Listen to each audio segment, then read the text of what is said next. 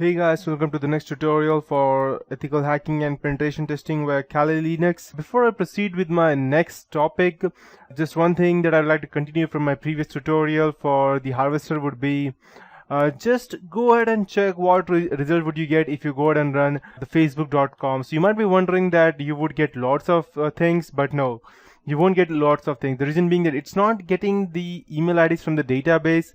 It's only getting the email IDs of the people or the person who go ahead and mail out stuff to you, like from the help side or the warning side or any other thing that the Facebook wants you to know.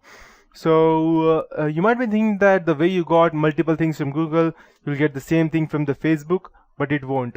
The reason being that Facebook has kept it tried to keep it much more secure by lowering as low as they can for the minimum amount of email IDs they have.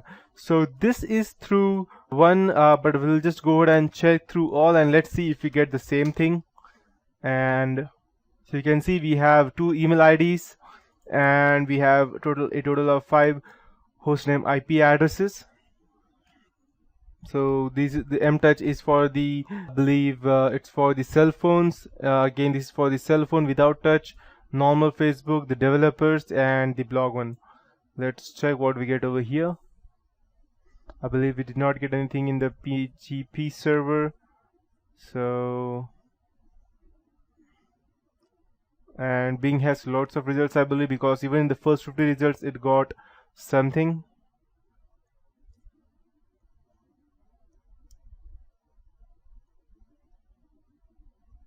Also go ahead and start the normal term of the harvester.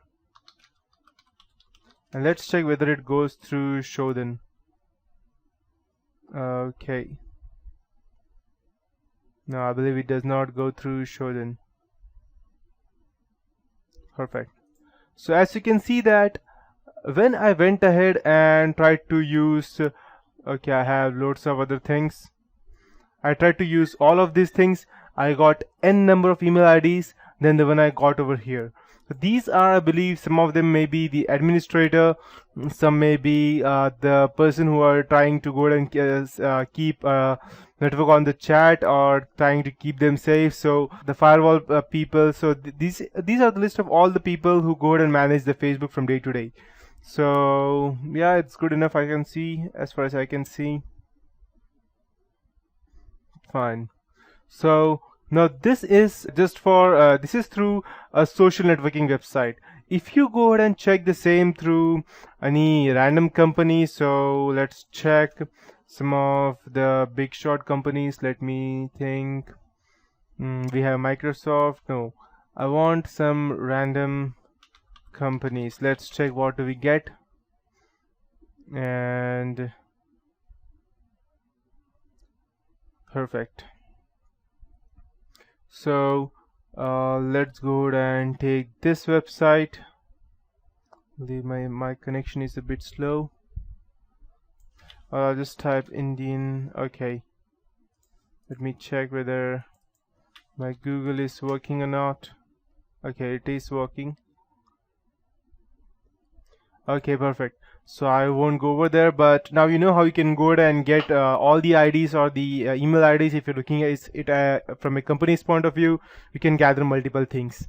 And yesterday I also showed you one more thing which is related to whois, and you can go ahead and gather a lookup over here. But again, if you're using Google and if you're going ahead and gathering information, your efforts can still be traced. So there is one better thing.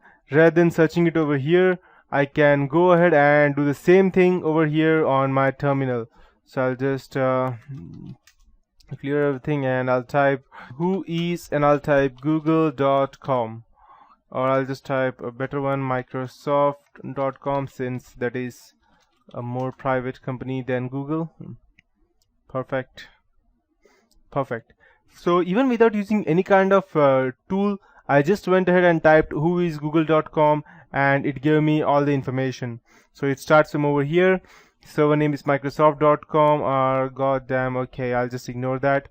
So IP addresses, and this is the fake one, I believe. That's the reason it gave me.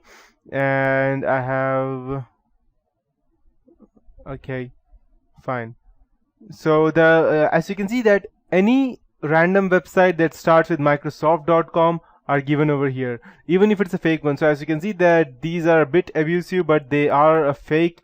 That's the reason it will still give it out, because and these are the fake ones. Only the ones ending with Microsoft.com are the real one. Everything else is fake. So you can go. So this is better than just going ahead and searching over the web, because the web will only give you a specific, or it will go ahead and narrow it down to the original Microsoft.com. Whereas when you go ahead and try it Linux, it will go ahead and give you all the website that starts with Microsoft.com. So you can also go ahead and check. Let's say google.com, and you will get even the fake websites created by us, or which are the names which are similar to google.com. And yes, as you can see that these are the fake addresses. And so next time if you get any kind of mail from these addresses, make sure that you know that these are fake and these are not the real one. You can check the whois server, the directory, and if you want to gather much more information, then you can just type whois and you can type help. Okay, let me check.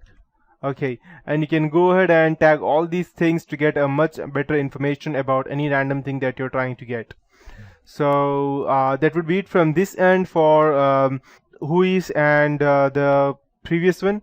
Now I'll be reporting up next to dnsenum, which is quite a useful tool, and I showed you again yesterday several tools related to DNS information gathering, but this time we would be doing it through again our terminal. And so there is a separate tool for all DNS analysis in Kali Linux, and as you can see, I'll be teaching you all of these things, starting with the smallest one and the first one, and I may leave out one or two if I think that they are not that good in collecting information, but I'll still teach you the most important ones. So as you can see, we have loads of other tools, and we will almost be learning 90% of them in these tutorials starting from now on. So these are vulnerability analysis for the websites, checking how secure they are. These are for the web applications running online. These are offline attacks. And password attacks can be much faster if you have a graphic card with you, because most of the times, or almost all of the times, password attacks are cracked by graphic cards. The reason being that they are much faster than a normal CPU. That's why. So we have your wireless tools, exploitation tools, sniffing, spoofing, maintaining access, reverse engineering, and many more.